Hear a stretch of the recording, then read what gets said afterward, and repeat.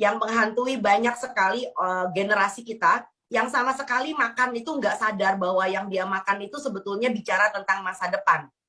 Ya, coba kalau Anda lihat satu bungkus mie instan rata-rata, ini nggak ngejulit merek loh ya, ini rata-rata loh ya. Itu mengandung sekitar 100 berapa itu? 180 gram kalori ya. Ya, 180 gram. Sebentar, saya punya datanya ini. Ya, lalu kemudian sebentar aku mau lihat dulu. Ya, lalu kemudian masih ada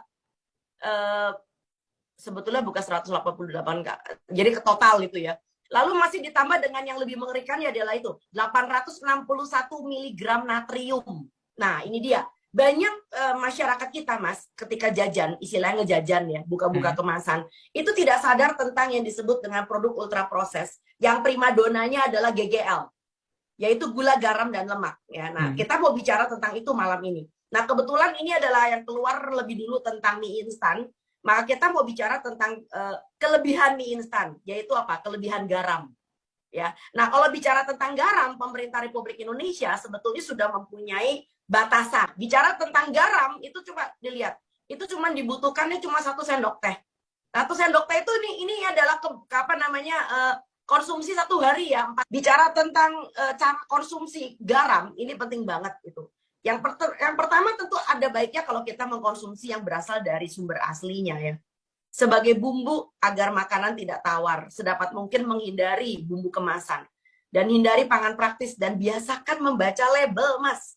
Nah, ini dia ngerinya. Emang kenapa sih kalau kita nggak baca label? Nah, ini dia. Akhirnya kita punya yang disebut dengan 5K nih. 5K akibat konsumsi garam berlebih. Nah, betul. Yang kita takutkan adalah tentu tekanan darah naik. Nah, ini dia. Garam itu memberikan rasa pengen makan ya. Jadi orang kalau makan ikan asin, makan keripik itu kan nggak bisa berhenti ya Mas ya. Ini akan ngeri sekali ya. Sebab kalau seandainya kita mengkonsumsi garam berlebih karena kita bicara tentang kesehatan ginjal kita. Jadi dari kecil kita sudah diajak untuk rame-rame hipertensi. Dan tentu saja kerusakan pembuluh darah ya. Termasuk adanya tekanan darah tinggi, penyakit jantung, stroke, gagal ginjal. Lalu kemudian tentu saja risiko pikun pada orang-orang yang memang mempunyai risiko penyakit darah tinggi. Dan tentu saja kerapuhan tulang dan kanker lambung meningkat. Jadi pada orang-orang yang memang hobinya makan asin, kita bisa lihat bahwa risiko kanker lambung itu belakangan ini sudah kita tengarai, Mas. Di Amerika Serikat itu bisa ada suatu pelevelan bahwa kalau seandainya garam Anda sudah di dalam kemasan lebih dari 20% dari daily value, itu dianggap udah berlebihan. Nah, Anda bisa bayangkan kita punya natrium itu di dalam kemasan, di dalam mie instan, itu 37% rata-rata, Mas.